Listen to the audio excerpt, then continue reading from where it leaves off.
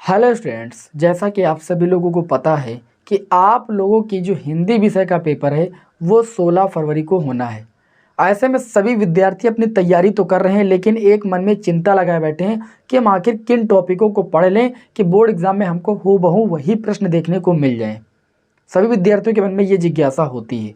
ठीक है, कुछ विद्यार्थी ये सोच रहे हैं कि कौन सा हम गद्यांश पढ़ लें, कौन सा हम पद्यांश पढ़ लें, कौन सा हम निबंध तैयार कर लें, किस कवि का जीव साहित्यिक परिचय तैयार कर लें, किस लेखक का हम साहित्यिक परिचय तैयार कर लें कि हमको बोर्ड एग्जाम में वही देखने को मिल जाए।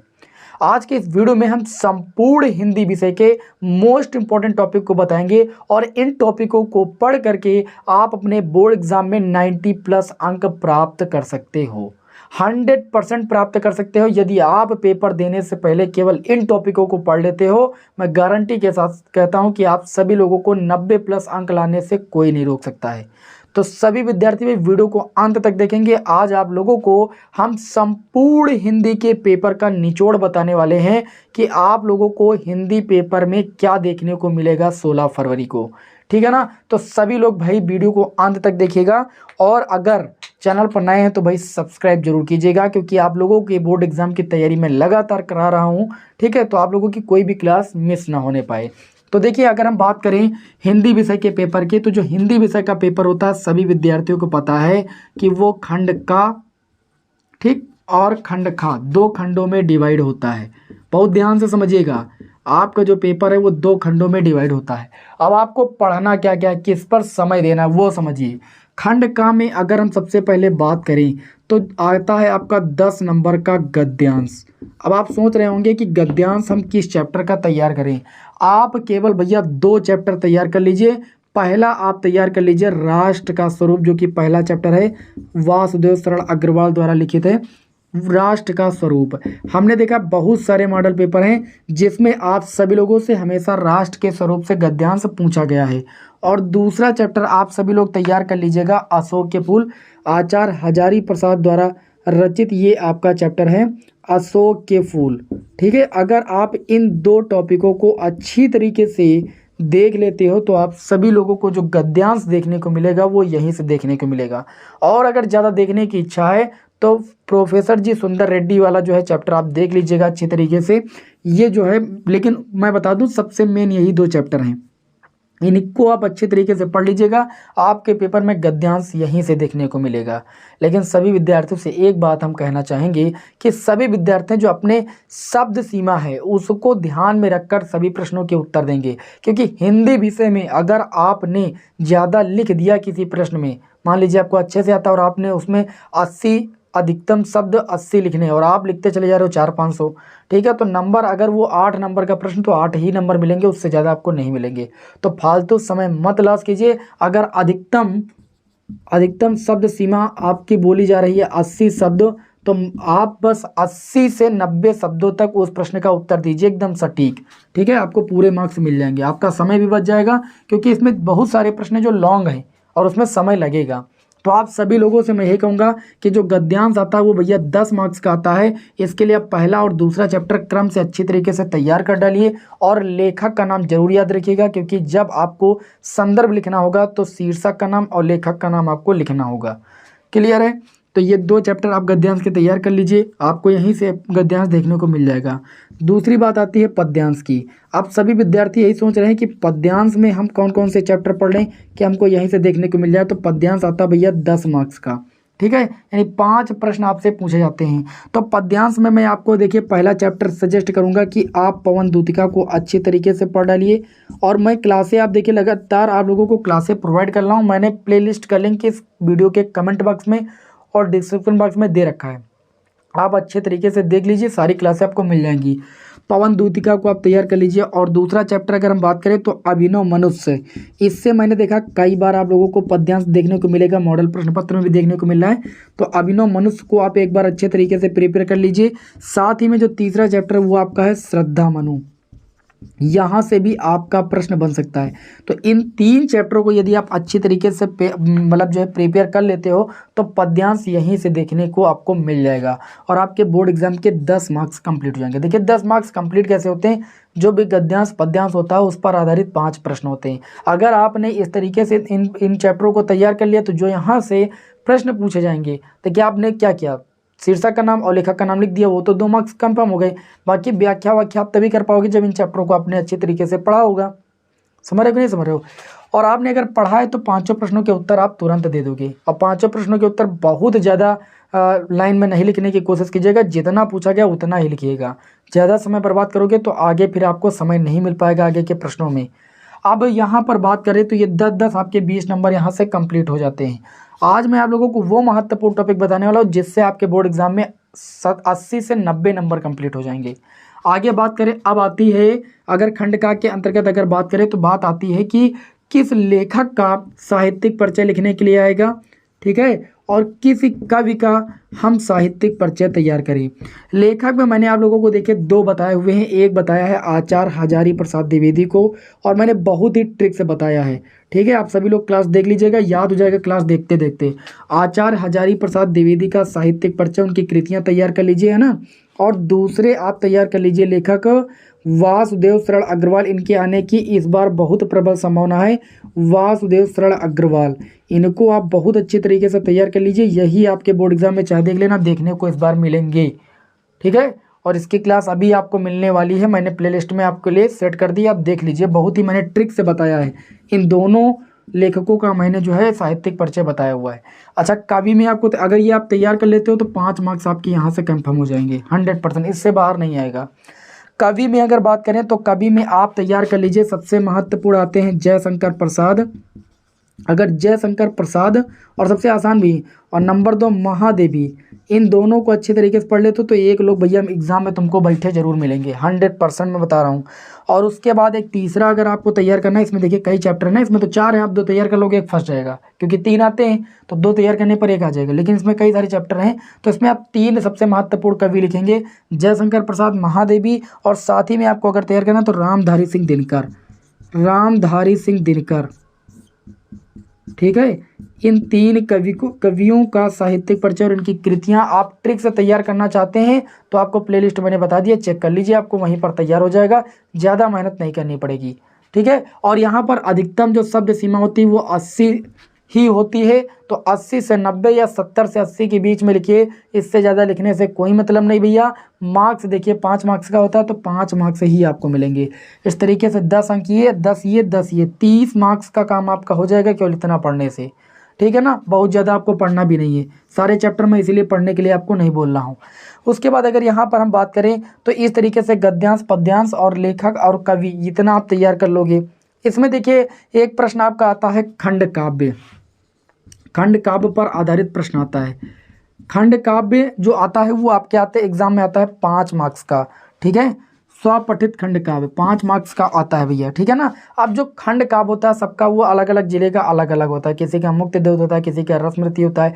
लेकिन खंड काव्य में आपको तैयार क्या करना है, खंड काव्य में मैं बताऊंगा, चाहे जिसका जो खंड काव्य हो, केवल इतना तैयार कर लीजिएगा, कहानी का कथानक, या जिसको आप बोलते हो सारांश, कहानी का सारांश या कथानक, सारांश अथवा कथानक अगर आप पढ़ लेते हो। देखिए ये वो टॉपिक हैं जिनको रटना नहीं, केवल एक बार पढ़ना, दिमाग में बैठाना है, क्या है सारांश, क्या है कथानक, और बढ़िया 80 शब्दों में उसे लिख डालना है बस। या तो इसमें से ये कहानी का सारांश या कथानक पूछा जाता है, या तो फिर नायक का चरित्र चित्रण, इसके अलावा कुछ नहीं पूछा जाएगा। दोनों चीज़ें अच्छी तरीके से तैयार कर लीजिएगा। इससे बाहर अगर कुछ देखने को मिल जाएगा तो आ जाइएगा, इस वीडियो के नीचे कमेंट करके बताइएगा, हमें नहीं देखने को मिलेगा। ये 5 मार्क्स एकदम कंफर्म है, कहानी का सारांश, कथानक या तो नायक का चरित्र चित्रण ज़्यादा मैक्सिमम केसेस में पूछा जाता है आपके खंड काव्य से। 5 मार्क्स ये हो जाते हैं, और 5 मार्क्स मिलते हैं कहानी से, और इसमें आपको मिल जाते हैं कहानी से 5 मार्क्स देखने को। अब कहानी में क्या पूछा जाता है, कहानी 2 है, पंचलाइट और बहादुर, ठीक है।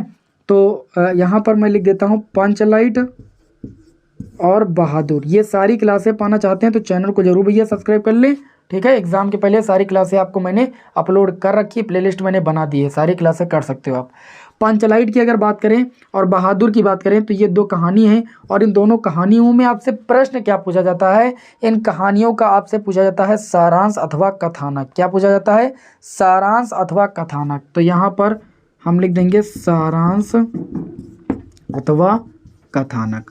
तो कुछ ना कीजिए, ये 10 मार्क्स आपके भैया फ्री के हैं। केवल और केवल एक बार आपको अच्छे तरीके से पढ़ लेना, दिमाग में बैठा लेना है, एग्जाम में जाना है। और मैं बता रहा हूँ बार बार कि केवल 80 से 90 शब्दों के बीच में ही लिखिएगा, अदरवाइज सारे प्रश्न देख सकते हो लॉन्ग है। और अगर एक प्रश्न में आपने ज़्यादा समय दे दिया तो फिर आपका कोई ना कोई प्रश्न छूट जाएगा, लौट के आओगे फिर आप बहुत निराश रहोगे कि हमको आता भी था, मैंने तैयार भी किया, सर जी ने बताया भी था, और तब भी हम वहाँ पर नहीं लिख पाए, हमारे पास समय नहीं बचा। तो समय का बहुत ज़्यादा ख्याल रखना है आपको हिंदी विषय के पेपर में। बताइए, इस तरीके से अगर आप इतना केवल पढ़ लेते हो, इतना बोर्ड एग्जाम के पहले 10, 20, 30 और 40 मार्क्स आपके एकदम कन्फर्म, खंड का के 40 मार्क्स एकदम भैया कन्फर्म। आगे बात करेंगे अब जो ये पेपर खंड खा होता है, हमने कहा ना ये तो खंड का हो गया। अब खंड खा में आप क्या क्या तैयार कर लीजिए वो भी मैं आपको यहाँ पर डिस्कस के दे रहा हूँ। खंड खा में इतना ही तैयार कर लीजिए जितना मैं आपको बताने जा रहा हूँ, ठीक है। खंड खा में देखिए, तो खंड खा में जो सबसे मोस्ट इंपॉर्टेंट क्वेश्चन की अगर हम बात करें, खंड खा में आता है संस्कृत गद्यांश। पहला प्रश्न आता है संस्कृत गद्यांश, और ये आसान होता है कहीं तक, ठीक है। संस्कृत गद्यांश ये 7 मार्क्स का होता है। इसमें कुछ नहीं, संदर्भ आपको लिखना होता है, साथ ही में आपको इसकी व्याख्या करनी रहती है। इसके लिए क्या भैया 2 चैप्टर पढ़ लीजिए। पहला चैप्टर पढ़ लीजिए संस्कृत सर्वज्ञा आत्मज्ञा सर्वज्ञा। पहला चैप्टर आप लिख लीजिएगा आत्मज्ञा, यहाँ से आपको देखने को मिलेगा, देख लीजिएगा आत्मज्ञा एवं सर्वज्ञा, ठीक है ना, आत्मज्ञा एवं सर्वज्ञा। और दूसरा चैप्टर अगर आपको तैयार करना है तो संस्कृत भाषायां महत्वम, संस्कृत भाषायां महत्वम। अगर इन 2 चैप्टरों का आप जो है व्याख्या अच्छे तरीके से तैयार कर ले तो संस्कृत भाषायां नहीं भाषाया महत्वम, ये 2 चैप्टर अच्छे तरीके से तैयार कर लेते हो। और अगर आप तीसरा चैप्टर चाहो तो इसमें जातक कथा तैयार कर सकते हो। ये 3 मात्र चैप्टर पढ़ने से आपको जो बोर्ड एग्जाम में संस्कृत गद्यांश मिलेगा वो यहीं से मिलेगा, इसके बाहर देखने को नहीं मिलेगा। और 7 मार्क्स आप अच्छे तरीके से कंप्लीट कर ले जाओगे। आगे बात करें यहाँ पर, इसमें दूसरा खंडका में एक अगर दूसरा प्रश्न तैयार करना है, देखिए 40 मार्क्स खंडका में कंप्लीट हो गए। अब यहाँ पर देखिए 7 मार्क्स ये कंप्लीट हो गए। इसमें आता है संस्कृत पद्यांश में। संस्कृत पद्यांश के लिए कुछ मत पढ़िए, बस केवल एक चैप्टर को अच्छे तरीके से पढ़ डालिए, सुभाष रत्नानी। सुभाष रत्नानी कौन सा चैप्टर पढ़ ली? सुभाष रत्नानी, ठीक है। मडरा के बैठा हुआ है, क्वेश्चन यहीं से देखने को मिलेगा सुभाष रत्नानी से संस्कृत पद्यांश में। और 7 मार्क्स आपको ये देकर जाएगा, फ्री के हैं 7 मार्क्स। बस एक बार थोड़ा सा आधा घंटा समय दे दीजिए, सुभाष रत्नानी को अच्छी तरीके से पढ़ डालिए बस। उसके बाद देखिए आपका आता है अगला जो मेन टॉपिक आता है वो आपका आता है पत्र। अब पत्र में किस प्रकार का, देखिए पत्र लिखने का तरीका आप जान लीजिए, ठीक है। मैं क्लास आपको दे ही रहा हूँ, लिखने का आप तरीका जान लीजिए। इसमें से जो सबसे मेन पत्र में अगर बात करें तो बैंक से ऋण प्राप्ति के लिए पत्र लिख लीजिएगा, पहला सबसे मेन है। बैंक से यहीं से देखने को मिलेगा, आप देख लीजिएगा, बैंक से ऋण प्राप्ति के लिए, ठीक, पहला आपका यह। और दूसरा आप तैयार कर लेना मोहल्ले की सफाई हेतु या कोई भी कार्य हेतु अधिकारी को पत्र लिखना। मोहल्ले की सफाई हेतु अधिकारी को पत्र, कोई भी प्रकार की समस्या है, ठीक है, तो आपको जब अधिकारी को पत्र कैसे लिखना है ये सीख लेना एक, ठीक। और तीसरा एक टॉपिक मैं दे दूंगा, लिपिक पद वाला आता है इसमें, ठीक है, लिपिक पद हेतु। ये अगर 3 पत्र आप तैयार कर ले जाते हो, ऊपर के ही 2 तैयार कर लेते हो, वहीं से देखने को मिल जाएगा, आप देख लीजिएगा अपने एग्जाम में, ठीक है। और पत्र आपके एग्जाम में आता है 6 मार्क्स का, इसमें भी कोई भी कोताही मत बरतें, इसे अच्छे तरीके से जरूर तैयार कर लें, ओके।